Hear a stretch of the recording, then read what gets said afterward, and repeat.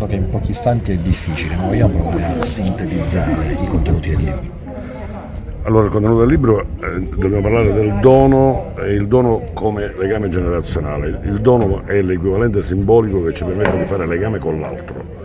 Noi anche quando andiamo in visita a una persona portiamo qualcosa in dono e il donare, questo l'atto del dono si inserisce all'interno di un triangolo che possiamo denominare come un triangolo sacro, perché il donare si coniuga con il ricevere, si coniuga con il ricambiare. Ognuno di noi che riceve un dono si sente in dovere di dover ricambiare.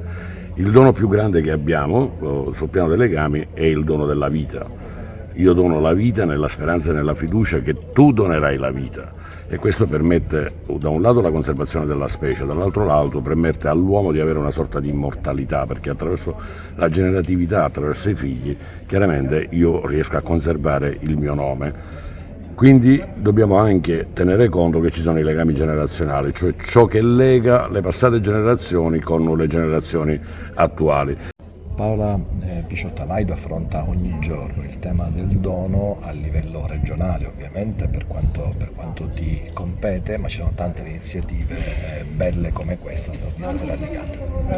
Felici di poter parlare del dono come reciprocità, sussidiarietà, che si coniuga con i legami generazionali, in quanto il dono scaturisce nel ricevente con una nuova vita e moltiplica la vita, per cui la complessità del dono non va vista soltanto come una nuova vita che si genera, ma come vita che genera altre vite, e questa è la moltiplicazione del dono.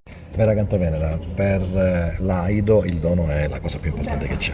Sì, è un atto di generosità e di amore che stasera sarà discusso e affrontato sotto altre tematiche da un punto di vista psicologico e familiare, quindi non solo il dono più grande e generoso che ogni madre può fare, il dono di regalare un'altra vita, ma anche altro, e seguiremo l'autore per questo. Grazie.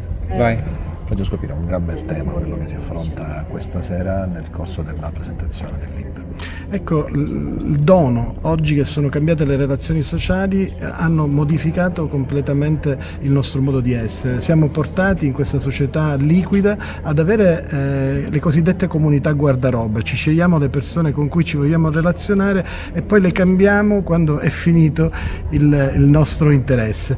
Invece nel libro si pone una questione valoriale che esalta l'opposto, cioè la possibilità di donarsi e di donare e di capire quello che significa donarsi.